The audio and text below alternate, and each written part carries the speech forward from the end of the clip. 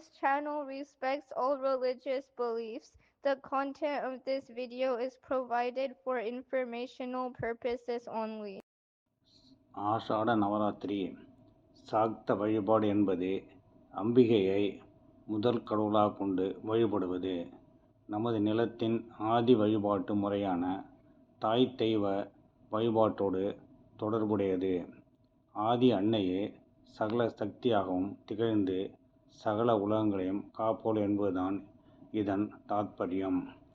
அன்னையை வழிபடும் விழாக்களில் நவராத்திரி மிகவும் முக்கியமானது.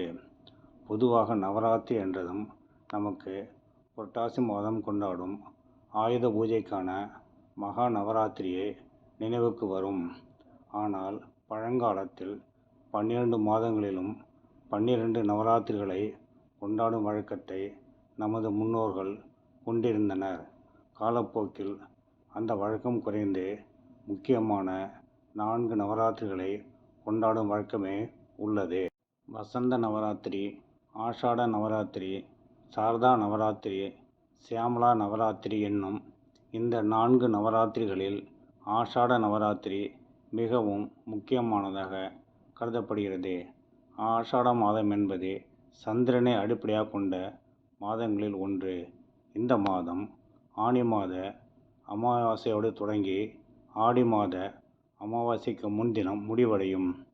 ஆனி அமாவாசைக்கு மறுதினம் தொடங்கி அடுத்த 9 நாட்களும் நவராத்திரி விழாவாக கொண்டாடப்படும். இந்த நவராத்திரிக்கு உரிய தேவி வராகி அம்மன். வராகி அம்மன் சப்த மாதர்களுள் ஒருவராக போற்றப்படுபவர். கிராமங்கள் தோறும் அனைத்து கோவில்களிலும் சப்த மாதர்களுக்கென்று வழிபாட்டு முறை இருக்கும். காரணம், சப்த மாதர்களும் மனித வாழ்க்கைக்கு தேவையானவற்றை அருள்பவர்கள் என்பதே நம்பிக்கை. பொதுவாகவே ஆனி ஆடி மாதங்கள் விவசாயத்துக்கு உகந்தவை. இந்த மாதங்களில்தான் புதிய மழை பெய்து நிலம் விதைப்புக்கு உகந்ததாக இருக்கும். எனவே இந்த காலத்தில் நாம் வழிபட வேண்டிய தெய்வம் வராகி அம்மன். வராகி அம்மன் கைகளில் ஏர் கலப்பையும் உலக்கையும் கொண்டு காட்சி தருகிறாள்.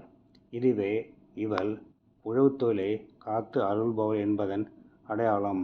அதனால்தான் தமிழகத்தின் நெற்களஞ்சியமான தஞ்சை பெரிய கோயிலில் அன்னை வராகிக்கு தனி கோவில் கொண்டு வழிபட்டான் ராஜராஜ சோழன். வராகி அம்மனை வழிபட உகந்த திதி பஞ்சமி. ஒவ்வொரு மாதமும் வளர்பிறை தேய்பிறை என 2 காலங்களிலும் வராகி அம்மனை வழிபட வேண்டும். என்றாலும் ஆஷாட நவராத்திரியில் வரும் பஞ்சமி திதி மிகவும் முக்கியமானதாக கருதப்படுகிறது. வராகி அம்மனுக்கு பஞ்சமி என்ற திருநாமமும் உண்டு. அதற்கு பஞ்சத்தை போக்குபவள் என்று பொருள் கொள்ளலாம். வராகி அம்மன் லலிதாம்பிகையின் 4 வகை படைகளுக்கும் சேனாதிபதியாக திகழ்பவள்.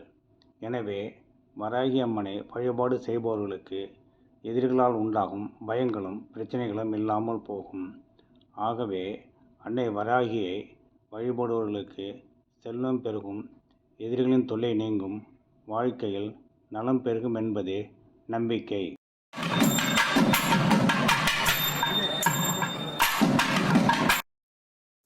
Hi guys, I hope you enjoyed this video.